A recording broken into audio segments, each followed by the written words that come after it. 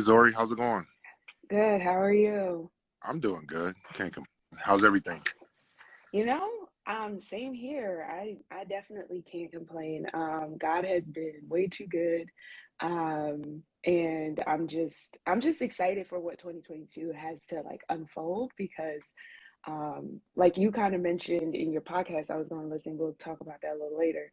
2020 and 2021, I mean, I know a lot of people had a lot of loss and my heart goes out, but it was really a formative time for me for introspection and growth. Oh, So I really appreciated the time to be able to be isolated and really rely on God in a lot of ways. hmm So it's definitely been absolutely. growth. So how Yeah, about you? I 100% agree with that. It's like, of course, we had nothing else to do but to like actually sit and reflect, even if we didn't want, because we had so much free time. So yeah, I agree. It definitely, especially at the beginning of it, like it was a whole lot of time to really reflect and like see what we've been valuing and where we're trying to head and everything like that. Right. Value points was a big thing. I'm like, so I don't need that stuff. There's some Right. things that Exactly. I don't need. Yep. Right. Yep. So in case you're not really sure, I know we talked offline about what this platform is really meant for. I started this company as a way to like expand my reach in terms of my professional experiences around advising and coaching. And because I'm in the academic spaces, I often get a chance to hear people's stories, those challenges that they overcome, how they navigate their different careers and things like that. But those stories don't get told as much as people think, right? And Right. Right. so my idea for this informal convos is just more of a short conversation just to talk about one, the accomplishments and kind of the challenges that you've overcome in your area of profession or your ministry, and then also a place where we can give information about different ways to tackle different careers because there is not one way to do one thing. And also that when people have diversified talents and also passions and how those worlds can collide and you can really make something that's unique for your life. So it's more about living in your purpose, but also I mean, at the end of the day, we should be winning, right? And Yeah. I always say, like, it's great to do impact. I love doing impact work, but I don't want to be broke doing impact work. So how can we make Not these at things all. sustainable? Yep. Yep. And Exactly. yeah, so tell the people who you are and where you're from, where you are in terms of like your career, but also like state and affiliation and things like that. Sure. All right. So my name is Andrew McKain. Hello to everybody that's watching. Um, I am 31 years old now. I was born in Boston, Massachusetts, 31 years ago. I lived, I lived there for 5 years, and then my family and I moved to Maryland, and I lived in Maryland for 18 years. So, like, if you ask where I'm from, I would say Maryland because that's where I like really grew up and everything like that. Went to all Right. grade school and college and everything like that. Then about 8 years ago, my family and I moved up here to Connecticut. So that's where we've been ever since. Um, my family, my siblings and I, we are a group called the McKains. We make gospel music together. We sing, create, and write and everything gospel music. That's something that I'm really passionate about. Writing music. I started really early. I first got into music when I was about 7 years old or so. When Mhm. I had like little toy pianos and stuff before, but like when my parents noticed that I might have something, I was around like 7 years old. Um, and I had a toy piano in the car with the batteries, and we were listening to music, and I started playing along with it, like playing the exact same notes. My parents were like, "Wait, who taught him how to play that?" or whatever. So they realized that there was something there, and thankfully they sent me to get trained and to get piano lessons. So I'm really thankful for that because that started my journey in music. And not too long after that, I wrote my first song, and it was based off of like something that I saw. We were attending a church that you're at right now, Christian Life Center, and Okay. yeah, Pastor Libby Senior, he had a stroke, and me being 7 years old, I didn't really know what a stroke was, or like all I knew is that they were praying like earnestly, like Hmm. please heal him, like he has to be healed, type of thing, and he was healed. So in my little mind, that Mm. was like the greatest miracle ever. So like I wrote Right. about the man on the throne who healed the man that had a stroke, basically. So like I would Nice. never play that song for anybody now, but at the time that started my journey of like writing about life experiences and everything like that. So not too long after that, my dad started a church, and Mm-hmm. he wanted to have a somebody come and help us with music from CLC, and he was asking around trying to see if people could come, but people weren't exactly willing. And he said that he heard God tell him that you already have a musician. And Mm. at that time, I wasn't really, I had started playing a little bit, but I wasn't good. But I kind of Good. got thrown Right. into the water, and had to learn how to sink or swim. So that's how Right. my journey really started, and from there, I've been It just playing in church ever since. So. right. So it's interesting that, well, I guess fun fact for the people, your sister that's part of the McKains actually made my logo for Oh, Powerhouse. perfect. Yeah, yeah. She's super talented at that. Super Yeah, talented. super talented. So, Yeah. I've definitely had the pleasure to see your ministry grow as you guys, I guess, the second phase of your ministry, because I think you guys had an album when you were younger or Oh something, yeah. and Oh yeah. then Yeah. We had yeah, about 2 or 3 before the ones you heard. So. before the ones I yeah. So Yeah. Yeah. yeah, so we were definitely, I think I was what, a teenager, maybe 18, 17, 18, somewhere there when Mhm. you guys started coming to and doing like little tours, starting like mini tours here and there, Yeah. right? Yeah. And worshiping and ministering. But knowing a little bit more about your story, because I can listen to some episodes of your podcast, to me it sounds like your dad, your parents really were like those first mentors in your in like really making you utilize like the gifts that you were like naturally given and really cultivating them. So like when you think about mentorship and the role that your parents have played, but also other people have played in your life, and also likely what you're playing in kids' lives and things like that, how important do you think mentorship is in like developing who you are? It's absolutely important. So like I said, I started off because my parents heard me playing. They took the initiative to get me like a piano lesson teacher. And so the teacher was teaching me like how to play all the basics of playing the piano and everything like that. But the thing that where a lot of disconnect comes in is that you can go to the lessons, but if you don't practice at home, it's not going to be beneficial. And I teach lessons now, and I see it all the time, the clear difference between who practices and who Mm-hmm. doesn't. So starting out, I was all in it. Like I loved playing the piano. I would do it whenever I could, but then eventually I started that excitement waned off, and it was my dad mainly that kept me at it. Like he was the mentor that was like, listen, you need to practice. Like you're not going to get better Mm-hmm. if you don't practice. You got to spend time and actually like dedicate yourself. And my story is a little different from some others who may have had musical parents. My dad liked and loved music, but he wasn't musical as far as like as far as like Sure. knowing how to play something or sing or anything. But he just knew that in order to be good at something, you have to put the time and the work in. And obviously, Right. as like a 7-year-old, I'm not going to understand that concept. I'm going to think, well, I'm getting taught, or I can hear music. I'm just going to get good overnight. But it's absolutely important to have someone there to not only challenge you, but to encourage you, like, because you're going to have moments in whatever you're doing where you don't think that you could do it any longer, or you feel like giving up, or you feel like you're not qualified or good enough or anything. So an important aspect of your journey is to have a mentor. So I advise, even if it doesn't always have to be your parents, Right. because the truth of the matter is sometimes when it's your parents, what they say, you'll view it as you're telling me this because you're my parent. And Right. sometimes it comes different um, when you hear somebody outside of your like immediate family that's encouraging you and building you up. I personally didn't necessarily have that, at least not a consistent one. Like here and there, I'd have some people that would encourage me, but not on a consistent basis. So that's why I try, if anyone ever reaches out, I try to go above and beyond to try to help, to Right. encourage, to inspire, to do what I can. I'm not the greatest, but I can at least help help them not to make mistakes I made, and push them to where they need to be. Right. So it's interesting that I work with a lot of like first gen students in college and things like that.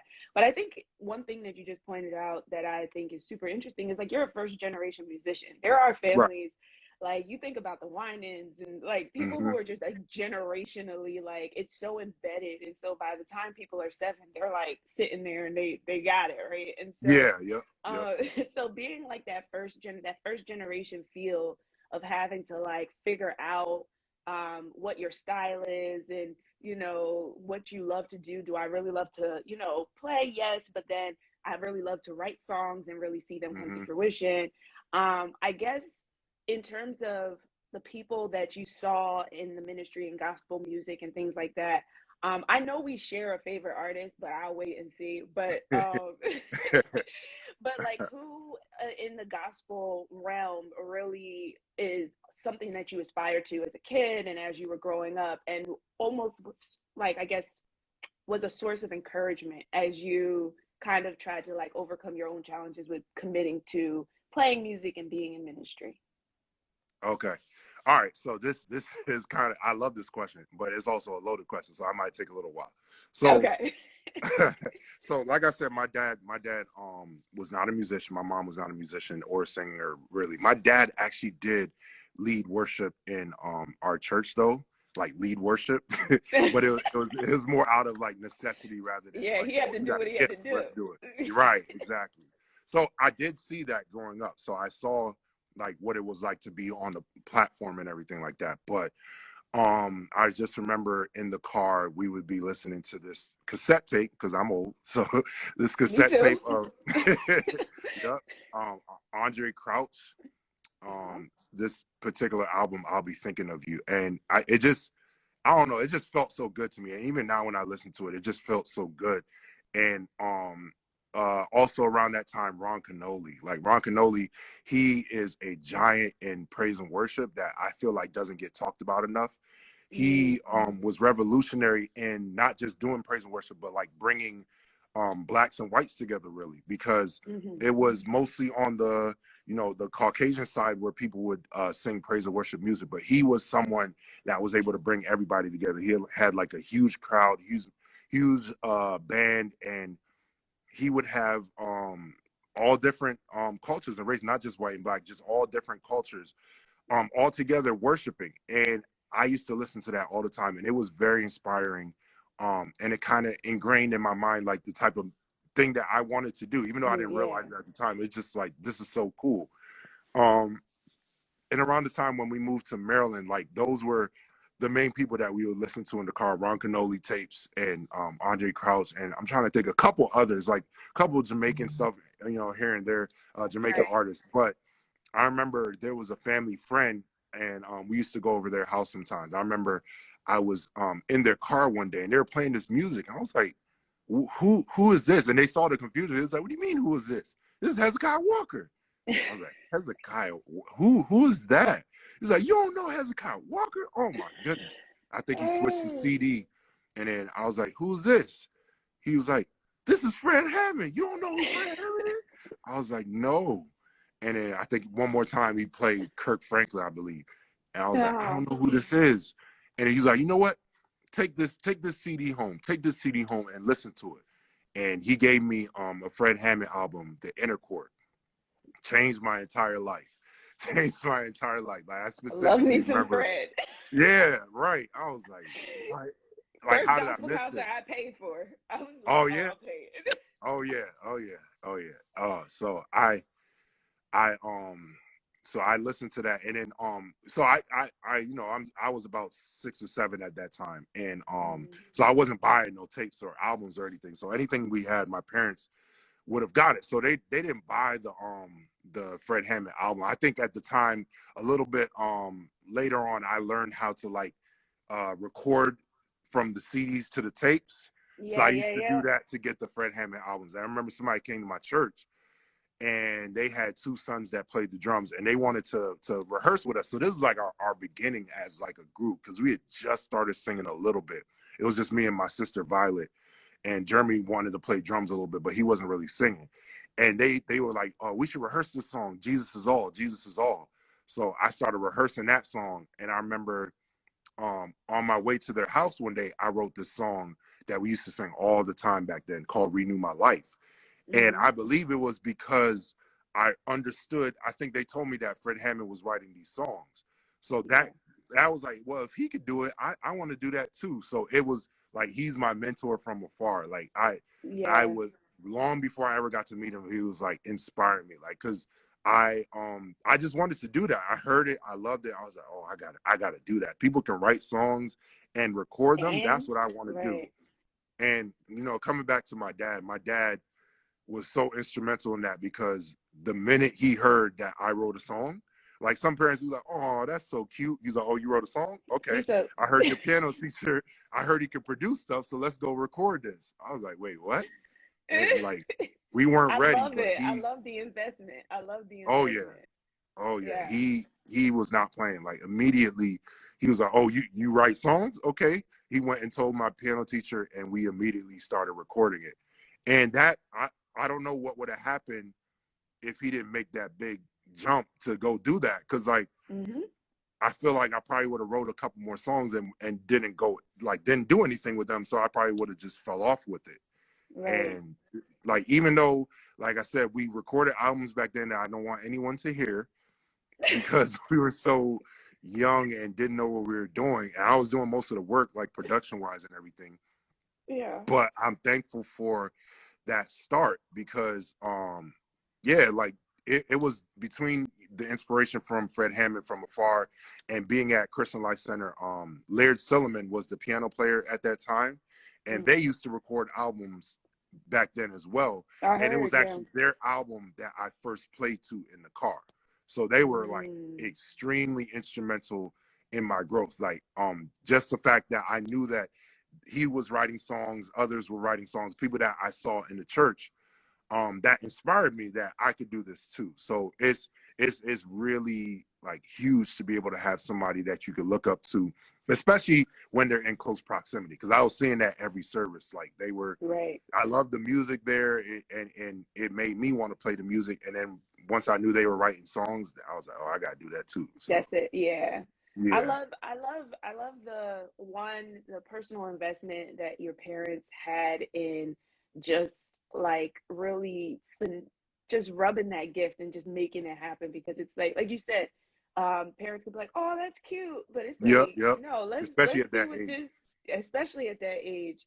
Yeah. And then it has yielded so much for so many people in so many ways, and you guys have accomplished so much as a family. And then who in the world has all kids who can sing? Like the fact that are talented musically, like usually you have four kids, one at least, you'd be like, I don't know, Yeah, maybe maybe not. maybe Yeah, not, maybe not. right? Yeah. Maybe you go in and read the scripture before and then let your Right, siblings play, right. Yep, right? yep. But the ministry has grown so large. So I guess like when it comes to who you are within your ministry and also who you are professionally, let's say in terms of your teaching music and also Mhm. mentoring youth and things like that, I guess what would you say to anyone who's watching or will watch this that is particularly young and old? Because I don't think it's ever too late to pick up something and learn something. I think it's good No, for the it's brain, not. it's healthy for the brain. It's also Yep. like you don't know what's been sitting in your spirit in terms of like what talent you haven't even tested out. But like when you're thinking about and it doesn't have to be in the context of just gospel music, in the sense of just cultivating your art, your sense of whatever it is that you're putting your hand to, what do you think is important for people to remember about the process of growth? I think it's absolutely important to recognize and understand that with growth comes growing pains. And Mm-hmm. that's where a lot of people shy away from the growth, or they abort their growth too early, because a lot of times, like, and like I said, I teach piano lessons, so I see it all the time. People, especially like, here's a secret. Like, I've had more success with people that I teach that are not in church than those that are Mm-hmm. in church. And I think the reason is because those that are in church, they want piano lessons because of what they see me do. Mm. So they're expecting that I can just do like a quick transfer, and within like a couple weeks, you'll be You'd be like, playing like I do. wand, you got it. Exactly, exactly. So like the people that I teach that aren't in church, they've most of them have heard about me teaching piano lessons from a friend or something like that.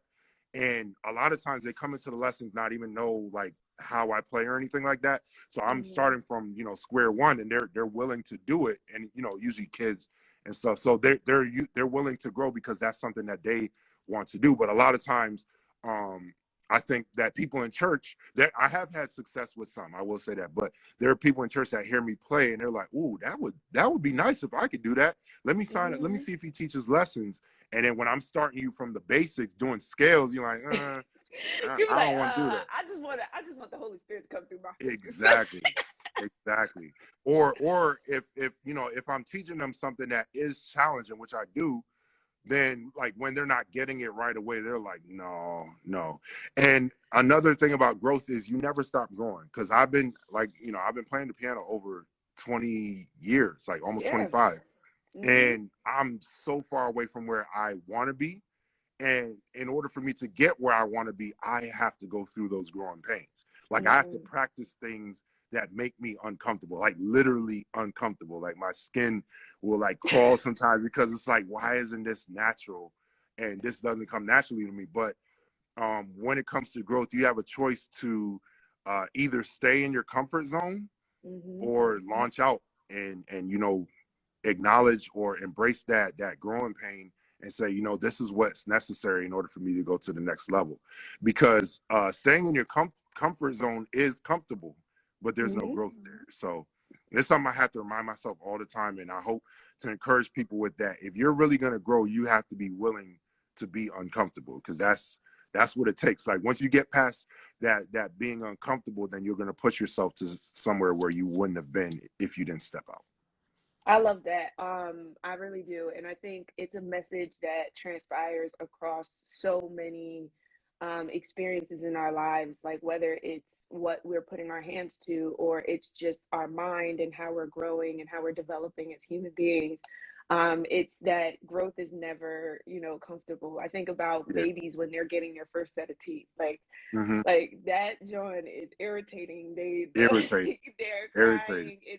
Yeah, but it's I'm like seeing it now. then when you get the teeth, I know when you Yeah. get the Yeah. teeth in though, you get to eat other food and then it opens Exactly. up. So I think it's like one of those things where it's like it's not great to have to grow sometimes, but you have Right. to almost think about the outcome and concentrate on what you will become. I also want to Absolutely. point out, I think people should really go check out your podcast. There's like some gems in there that I think are really inspirational, especially when you were talking about comparing yourself to others, and it was really about like saying like sometimes we have to stop thinking about like where we want to be compared to like who we're seeing and where they Yep. are, Hmm. and really concentrate on that personal growth and know that where you are is where you're meant to be and just keep growing. Right. So I love the fact that we switched the tables on you this time, Oh and yeah. you Yeah. got Yeah. you're usually doing all the interviewing this Oh yeah. time. You're being Yeah. It's a different interviewed. seat this time. Yeah. It's a different seat. But Yeah. why don't you tell the people what your podcast is, Yeah. your handle? They should follow those. Definitely hear some of the things that the topics that you're bringing forth to the table, because a lot of what you said you talk about very expansively in your podcast and things like that. Right. So my Instagram handle, if you're watching live, you can see is Andrew McKain, McKain, and underscore. So you can follow me there. My podcast is called The Interlude with Drew. So like the interlude W/Drew. You can find it on all podcast outlets. So like Apple Podcasts, Google Podcasts, Spotify, anything like that. So Awesome. in my podcast, a lot of what I do is interview like people of influence. Like I've interviewed a couple preachers, Mm-hmm. singers, and a lot of musicians, just really talking about their journey. And I got the idea to start the podcast because it's funny, like I'm what I call an extroverted introvert. So like I'm Same. extroverted, you too, right? I'm extroverted because of circumstances. Like I will Right. talk, and there's certain moments where I'll talk a lot, but other moments I'm like I don't feel like saying anything. Like I'd rather Mm-hmm. just stay here to myself. But what happens is when there's someone that I look up to, like in, most cases a musician, and I'm around them, even if I've been around them a lot of times, I'm asking questions. Mm-hmm. The first guest I had on there, Kevin Powell, he's my friend, but like every time I see him, I'm asking him another question. And it's Mm-hmm. always about like, something he's done or his journey or something like that. So I was like, you know what, I'm always asking these questions, and why not, like, have them share the knowledge for other people to be blessed by it too, because it helps me.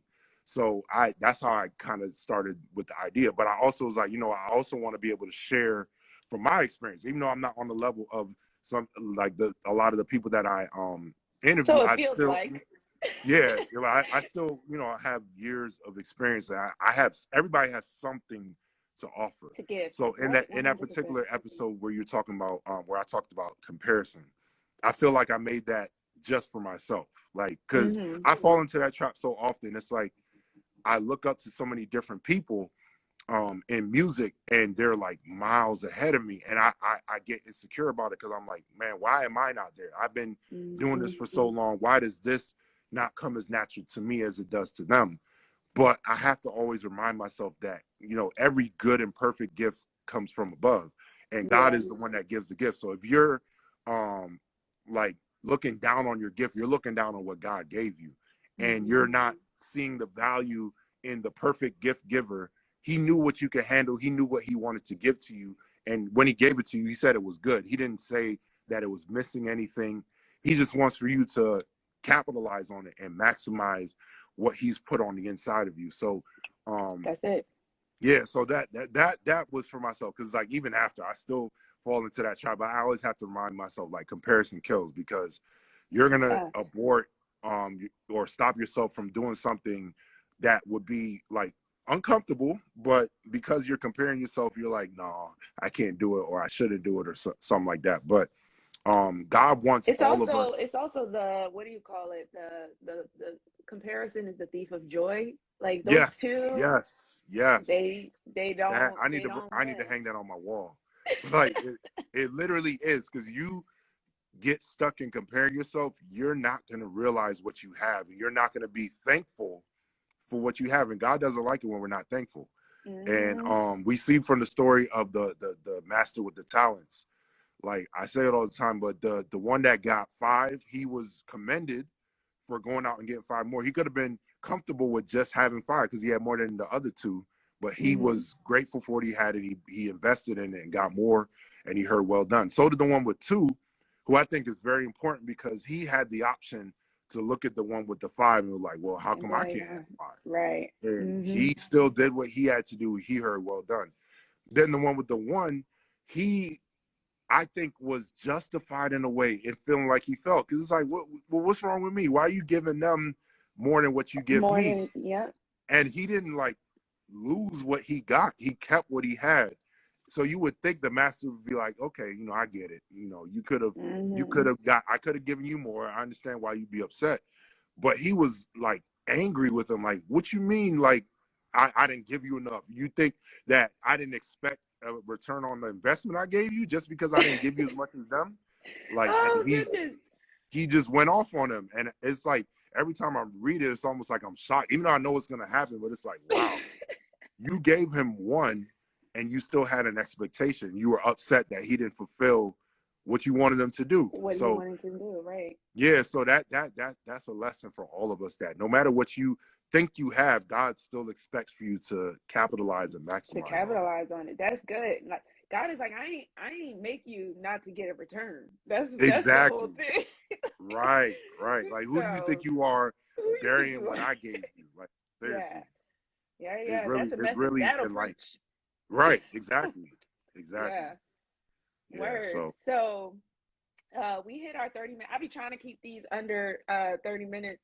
So I feel like we could go on because there's so many things about your story, your path, also your accomplishments that are so inspirational. But I just encourage people who are interested in seeing that and learning more about how you continue to, grow in your ministry and also inspire others to do the same, to check out your platforms. I appreciate you taking the time out of your day to be on Absolutely. here. I Yeah. love the versatility that the fine arts edition is bringing to this, because it's not an area of expertise for me. I tell people I just wanted to be a backup singer. Like I just mostly like to shake my shoulders and hold a note, Yeah. you know. So like, Yeah. so I definitely appreciate the expertise that you all are bringing to this, and I really wish you the best in all that you do, and that God's hand will continue to be on it and in it. Thank you so much. And Merry Christmas, Happy New Year, Yes. and Merry all that Christmas, Happy jazz. New Year, all of that. All of that. All of that. Thank you so Yeah. much. Absolutely. Absolutely. God bless you.